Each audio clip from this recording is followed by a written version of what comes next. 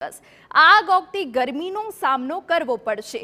આજે અને આવતીકાલે 20 જિલ્લામાં ઓરેન્જ એલર્ટ છે। 43 થી 45 ડિગ્રી વચ્ચે તાપમાનનો પારો રહી શકે। સૌરાષ્ટ્રથી લઈ મધ્ય ગુજરાતના જિલ્લાઓમાં ઓરેન્જ એલર્ટ છે। ઉત્તર ગુજરાતના તમામ જિલ્લાઓમાં ગરમીનો ઓરેન્જ એલર્ટ જાહેર કરાયું છે। અમદાવાદ અને ગાંધીનગરમાં પણ ઓરેન્જ એલર્ટ છે। 26મી મેથી તાપમાનનો પારો ગગડવા લાગશે।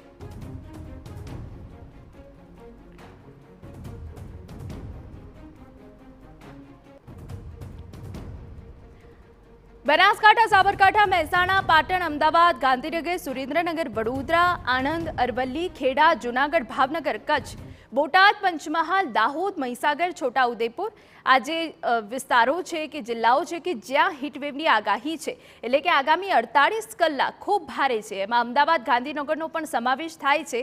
આણંદ, અરવલ્લી, ખેડામાં પણ રેડ એલર્ટ છે, એટલે લોકોએ સાવધાની રાખવી પડશે। હજુ આગામી 48 કલાક ખૂબ જ ભારે છે। આકરી ગરમીમાં શેકાયા રાજ્યભરના શહેરો। અનેક શહેરોનું તાપમાન 44 ડિગ્રીને પાર પહોંચ્યું। સતત ચોથા દિવસે અમદાવાદમાં તાપમાનનો પારો 45 ડિગ્રીને પાર ગયો છે। ગાંધીનગર અને સાબરકાંઠામાં 45 ડિગ્રી તાપમાન નોંધાયું। વડોદરા, બનાસકાંઠા અને સુરેન્દ્રનગરમાં 44 ડિગ્રી તાપમાન રહ્યું।